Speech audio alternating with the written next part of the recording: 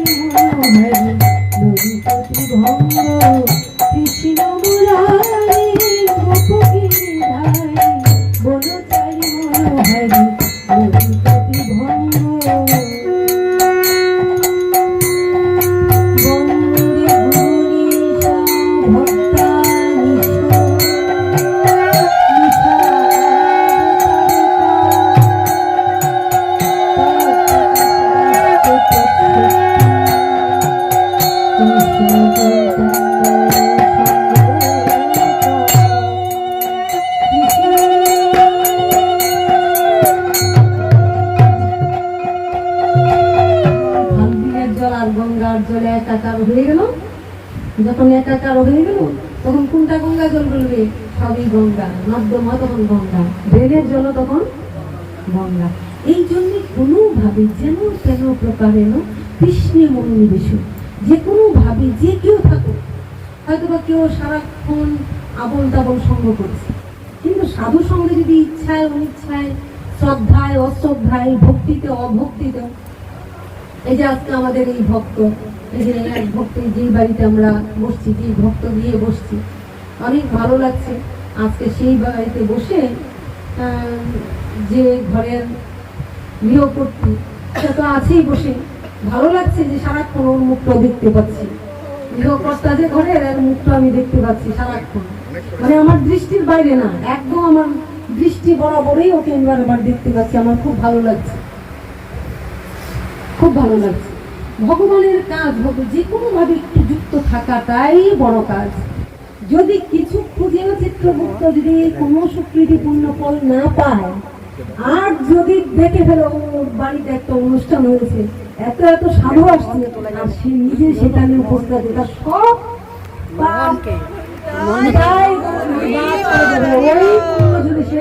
এগিয়ে যাবে। এইটার নাম হলো ভক্তি। কিন্তু হয়তো অনুষ্ঠান হচ্ছে, আমি সব জোগাড় দিলাম, কিন্তু আমি ওর থেকে বেরিয়ে গেলাম, এটার নাম ভক্তি নয়। কিন্তু কর্মটা করে নিজে উপস্থিত থেকে যে অনুভব করছে, লক্ষ্য করছে কিভাবে হচ্ছে, কত ভক্ত আসছে, সে আনন্দ অনুভব করছে, তার বাড়িতে যে একটা জায়গা দিয়েছে, তাই ভগবানের কাছে প্রার্থনা করে যায়, ঠাকুর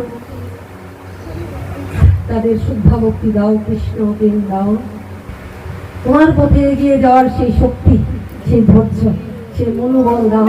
সবাইকে তুমি তোমার পথে টেনে নাও, সবাই তোমার পথে টেনে নাও।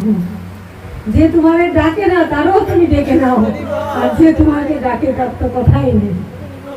যে তোমাকে ডাকে না হে প্রভু, তাকে তুমি ডেকে নাও। জয় রাম।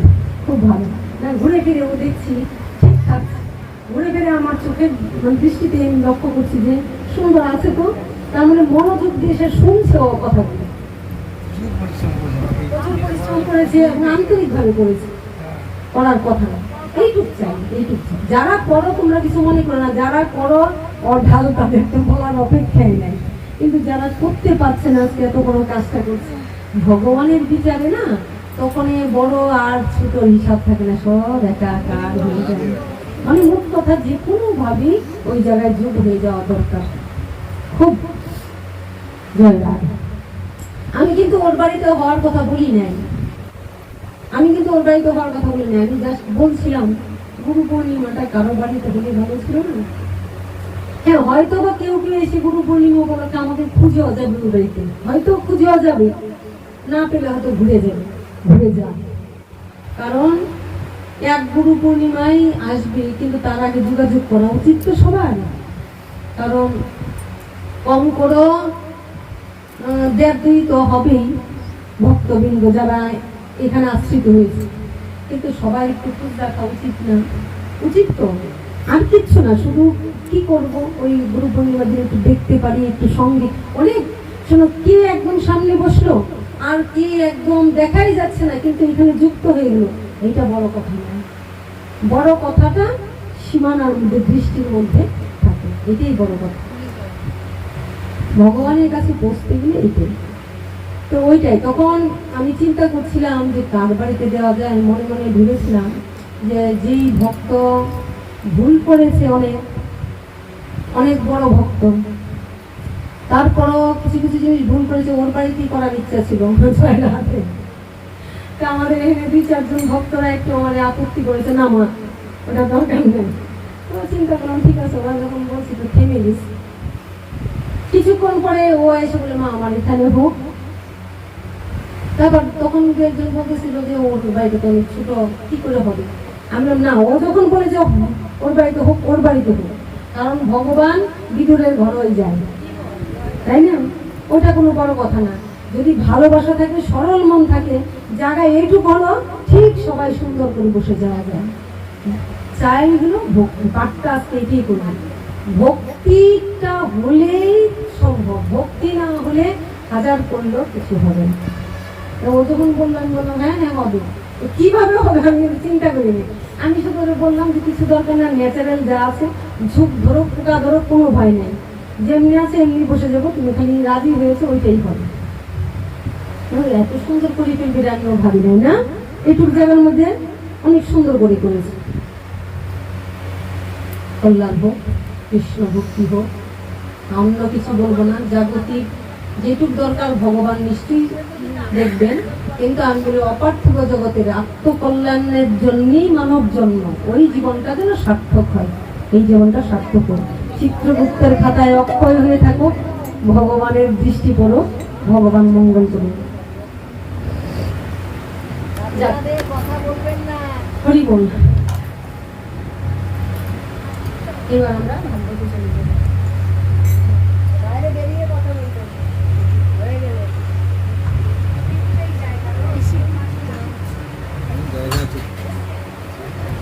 জায়গা আছে।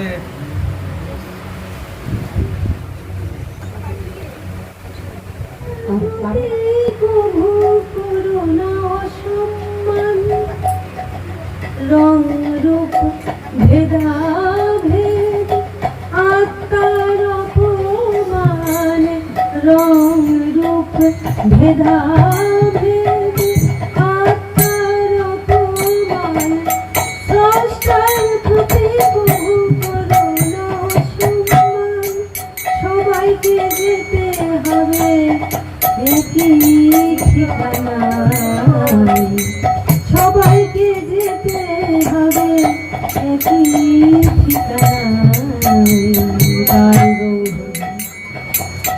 এই যে আমরা এক একজনের রং রূপ, একজন খুব সুন্দর, একজন খুব কুৎসিত, ইহত মানে জগতে দেখতে না, একজন হয়তো বা খুব ধনী, একজন হয়তো খুব গরিব, একজন হয়তো প্রচুর শিক্ষিত, আর একজন হয়তো একটু পুরো মূর্খ। এগুলি ভগবানের লীলা, যার যার কর্ম অনুযায়ী ভগবান তাকে সেই জায়গাগুলি দিয়েছেন। আমরা যে যাহা কিছু পাইছি, এই জগতে যাহা কিছু পেয়েছি, সবটাই কিন্তু আমাদের কর্মফলে ভগবানের লীলাগুলি আমাদের সঙ্গে করছেন। তাই ভগবানের বিচারে কখনো বিচার করতে হয় না।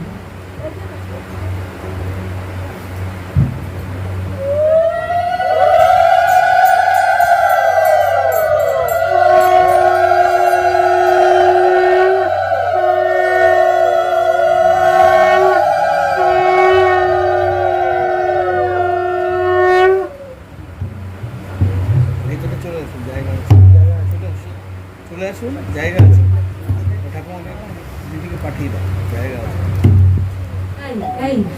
যদি জায়গা থাকে ওইদিকে ভিতরে আসতে পারছো, তোমরা একটু এগিয়ে আসো, তোমরা এগিয়ে আসো, পিছনে একটু জায়গা হয়ে যায়, আমার বলতে হবে না, একটু সামনে এগিয়ে আসো, তাহলে পিছনটা ফাঁকা হবে।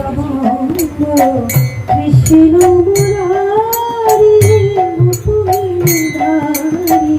বলো চাই মনোহরি ললিত ত্রিভঙ্গ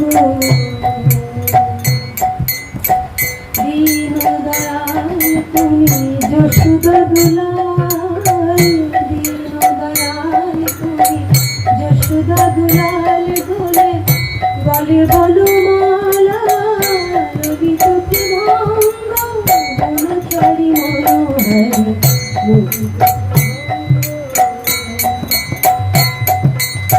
কৃষ্ণ মুরারি গোপগিরিধারী বনচারী মনোহরি ললিত ত্রিভঙ্গ কৃষ্ণ মুরারি গোপগিরিধারী বনচারী মনোহরি ললিত ত্রিভঙ্গ দীন দয়াল তুমি যশোদা দুলাল দীন দয়াল তুমি যশোদা দুলাল ধরে গলে বনমালা ললিত ত্রিভঙ্গ বনচারী মনোহরি ললিত ত্রিভঙ্গ কৃষ্ণ মুরারি গোপগিরিধারী বনচারী মনোহরি ললিত ত্রিভঙ্গ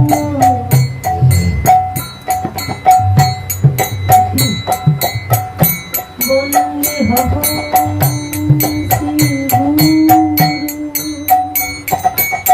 শ্রীযুত পদ কমল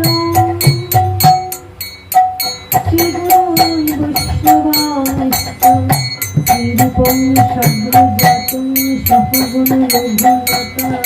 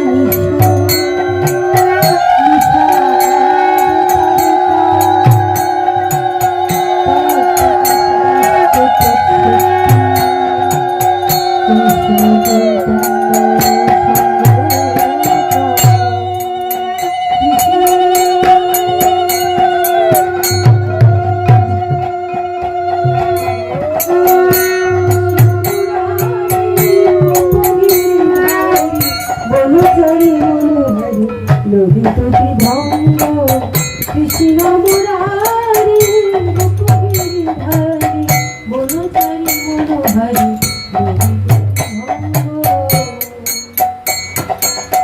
বন্দে গুরুনীশ ভক্তানিশ নিশাবতারকা তৎপ্রকাশনিষ্ঠ তৎশক্তি কৃষ্ণ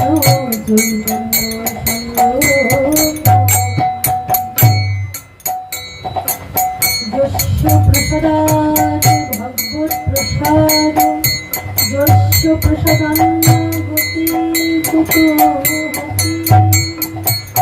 ধরং স্বস্তি বংশস্য যশস্তি সনন্দ বন্দে শ্রীগুরু